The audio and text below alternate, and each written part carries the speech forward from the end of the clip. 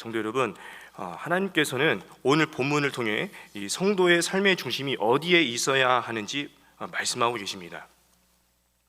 먼저 하나님께서는 34절에서 이 40절을 통해 성도의 삶의 중심을 이 하나님 말씀에 두어야 한다 말씀하십니다. 다만 이 말씀의 진정한 의미까지 알아야 한다고 말씀하십니다. 본문에서 예수님께서는 성경 전반에 담긴 하나님의 마음을 전하십니다. 바로 사랑입니다. 다시 말하면 하나님 사랑, 이웃 사랑입니다. 이 40절에 언급한 율법과 선지자의 강령이라는 말씀은 성경 전체를 의미합니다. 오늘날로 적용해 보면 저와 여러분이 가진 성경 66권을 의미합니다. 이 말씀을 오늘날 그렇습니다. 자, 이렇게 말씀을 중심으로 하되 그 말씀 안에 담긴 의미까지 분명하게 이제 알아야 합니다. 자, 예수님은 분명하게 말씀하셨습니다. 하나님 보시기에 바른 사랑은 하나님을 예배하는 모습과 함께 이웃을 사랑하는 모습까지 있는 사랑입니다. 그래서 하나님만 예배하는 모습에만 머물면 반쪽 사랑입니다. 다른 한편으로 하나님보다 이웃 사랑에 힘쓰면 이것 또한 반쪽 사랑입니다. 자칫 우상 숭배로도 이어질 수 있습니다. 하나님을 사랑하고 그 사랑하는 마음으로 이웃을 사랑하는 모습이 하나님께서 성경 66권을 통해 전하고자 하시는 핵심입니다. 그러니 성도 여러분, 삶의 중심을 말씀으로 두되 그 말씀 안에 담긴 의미까지 알아가기를 힘쓰십시오. 그래야 하나님께서 기뻐하시는 모습으로 살아갈 수 있습니다. 하나님 사랑, 이웃 사랑으로 살아갈 수 있습니다. 다음으로 하나님께서는 41절에서 46절을 통해 성도의 삶의 중심을 예수 그리스도께 두어야 한다 말씀하십니다. 41절에서 예수님께서는 바리새인들에게 질문합니다. 그리스도를 어떻게 생각하느냐? 그러면서 그리스도가 누구의 자손이겠느냐 묻습니다.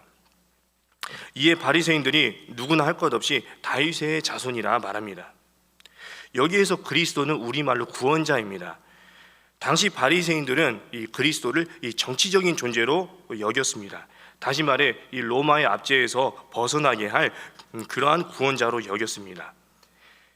바리새인들이 예수님을 그리스도로 인정하지 않았습니다. 그 이유는 예수님께서 행하신 그 모든 일에 이 정치적인 면들이 보이질 않았기 때문입니다.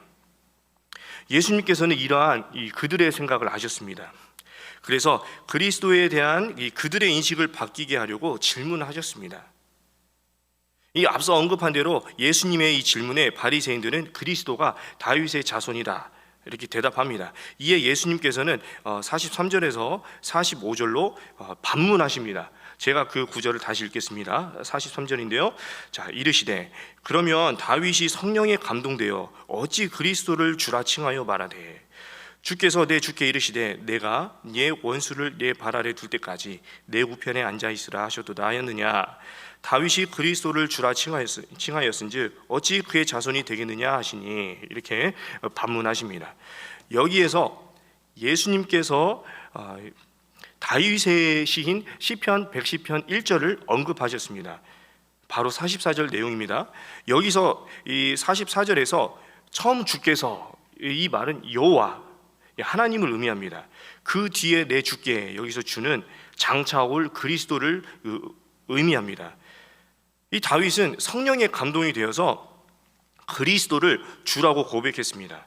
이 구절을 통해서 예수님께서는 이 그리스도를 다윗의 자손으로만 여기면 안 된다 말씀하십니다. 다시 말해 하나님께서 주신 예언을 따라 혈통으로는 다윗의 혈통이 맞다. 하지만 그 지위와 권세는 다윗의 것을 능가한다 이렇게 말씀하십니다. 왜냐하면 이 그리스도의 권세는 곧 하나님의 권세이기 때문입니다. 분명 예수님께서 행하신 일들은 누가 보아도 하나님의 권세가 아니고선 행할 수 없는 일들입니다. 정치적인 면들이 보이지 않는다고 해서 하나님의 이 권세를 인정하지도 않고 그리스도로 인정하지 않는 이 모습은 이 그리스도에 대한 바른 그 이해가 없어서 나타난 모습입니다. 오히려 예수님께서는 그들이 그토록 원하는 정치적인 그런 존재가 그리스도가 아니다 분명하게 메시지를 전하십니다. 정치적인 면이 아니라 그걸 넘어서 영을 구원해 줄 수 있는 존재가 그리스도라고 메시지를 주십니다.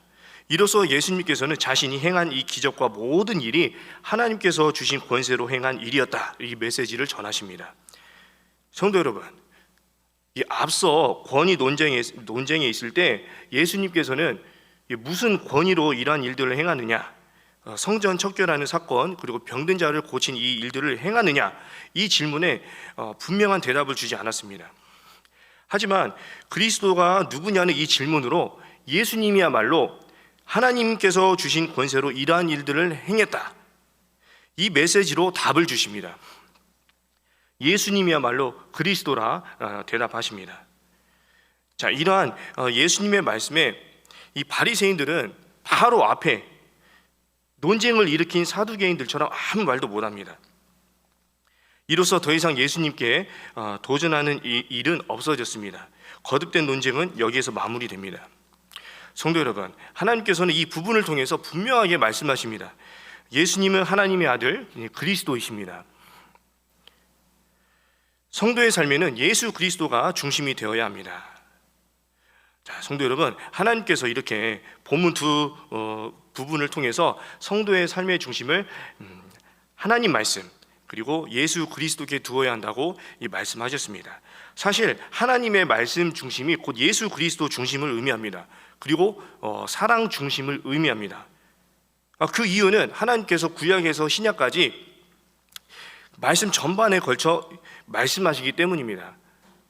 저와 여러분이 잘 알고 있는 창세기 1장 1절에 하나님께서는 말씀으로 천지를 지으셨습니다.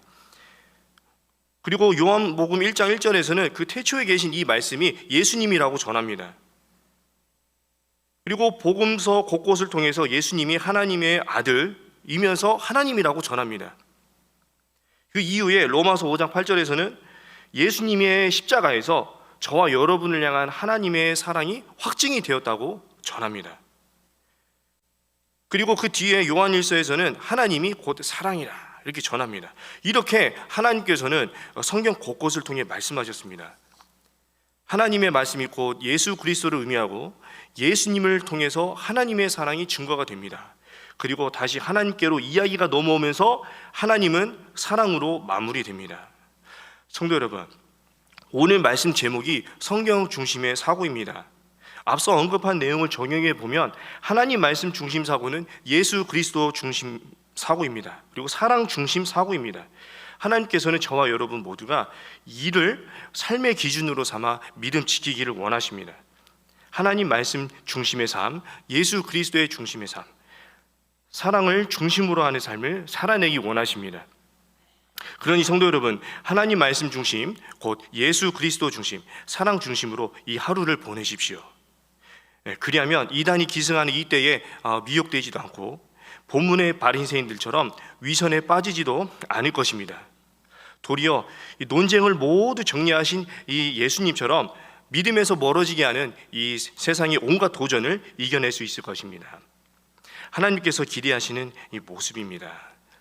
성도 여러분, 사순절 기간을 보내는 오늘 하나님 말씀 중심으로 살아 오늘 이 하루도 믿음의 선한 싸움에서 승리하십시오.